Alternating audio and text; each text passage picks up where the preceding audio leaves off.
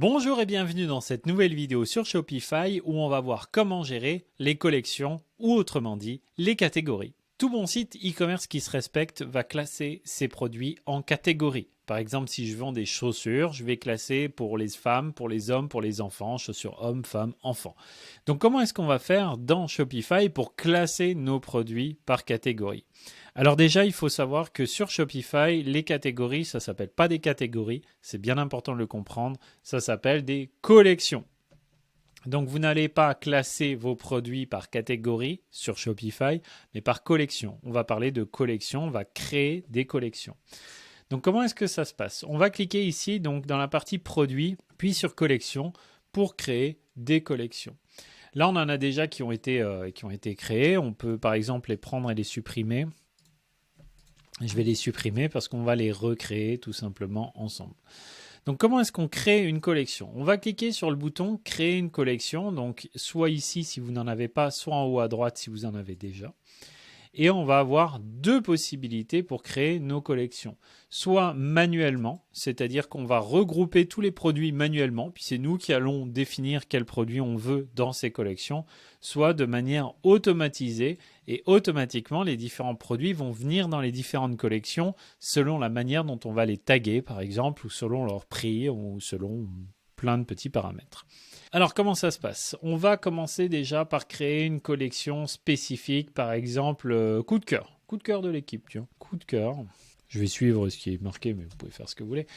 Coup de cœur de l'équipe. Donc, dans cette collection, je vais donner une petite description. Dans cette collection, vous allez découvrir tous les coups de cœur de notre équipe. Donc voilà, ça c'est une petite description rapide. Je peux mettre une image à cette collection. Donc je vais ajouter une image. Cette fois-ci, je vais mettre une image de cœur. Je vais aller chercher une image de cœur. Attendez. Voilà, on va mettre une image de cœur. Donc ça, c'est l'image qui va représenter la collection, donc qui s'appelle coup de cœur. Je vais la garder volontairement manuellement, c'est-à-dire que c'est manuellement que je vais ajouter les produits qui sont les coups de cœur de l'équipe. Donc qu'est-ce que je vais faire ? Le modèle de thème, pour information, c'est un peu comme le modèle avec la page produit. Vous pouvez avoir différents modèles. On va rester sur le modèle par défaut. Je vais cliquer sur enregistrer et donc là, j'ai créé une collection.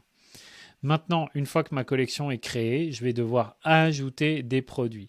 Donc, quels sont les produits que je veux ajouter ? Je vais pouvoir les parcourir et dire, moi, c'est les deux chagas. Voilà, les deux chagas, c'est mes coups de cœur, pas forcément les noix, juste les chagas. Donc là, je vais valider ça. Et si je clique sur afficher tout en haut, vous voyez, j'ai coup de cœur de l'équipe avec mes deux produits. Donc là, j'ai une collection avec mes deux produits qui s'appellent coup de cœur de l'équipe. Je pourrais aussi décider de revenir un petit peu en arrière, donc dans les parties collection. Donc vous voyez, là j'en ai une. Je pourrais décider de créer une nouvelle collection. Cette fois-ci, ça s'appellerait par exemple les moins de $50. Donc ça serait cette fois-ci une collection automatisée qui prendrait en compte automatiquement tous les produits à moins de $50. Donc là, je vais cette fois-ci cliquer sur automatiser. Là, vous voyez, il y a des conditions qui vont s'appliquer. Alors, soit je vais chercher la balise. La balise, c'est le tag qu'on a sur le côté droit de votre fiche produit.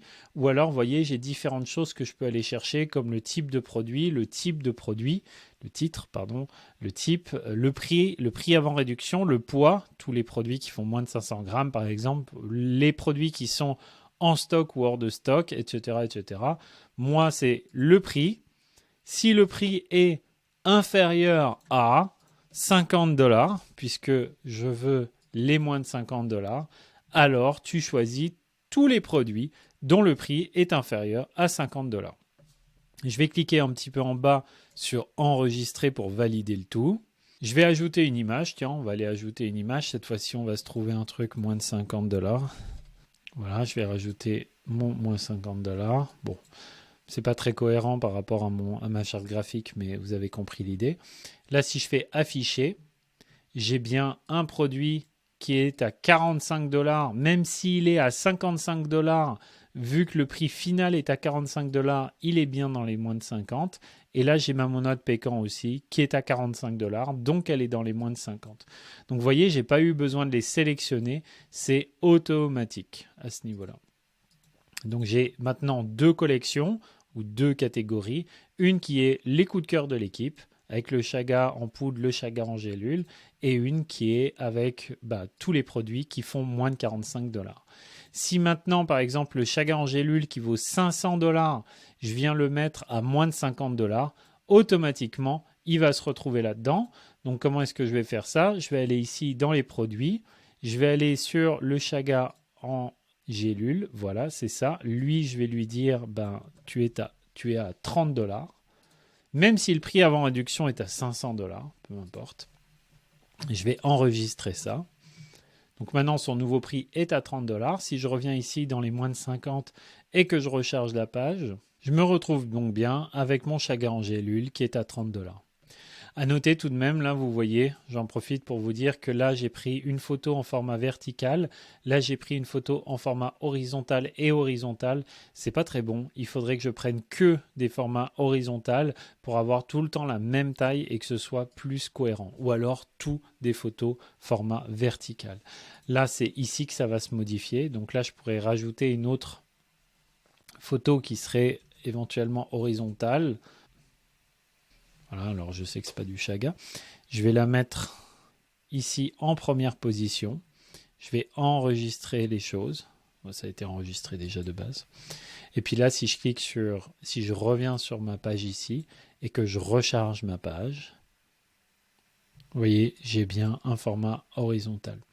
Attention encore une fois, même avec un format horizontal, notre thème ici ne formate pas automatiquement les photos de la même manière. Donc ça va être à vous de générer des photos, de créer des photos qui aient bien tout le temps le même format pour que ce soit cohérent, sinon ça risque de pas être beau.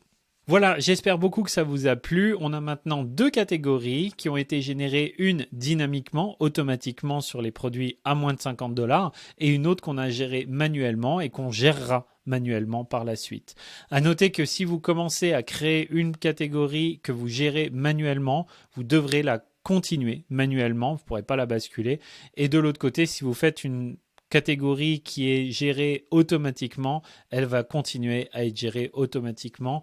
Donc bien important de choisir avant quel type de catégorie vous avez besoin. Est-ce que vous voulez que ce soit automatique ou est-ce que vous voulez que ce soit manuel? Voilà, merci beaucoup. J'espère que cette vidéo vous a plu et on se retrouve très vite pour la suivante. Merci, bye bye.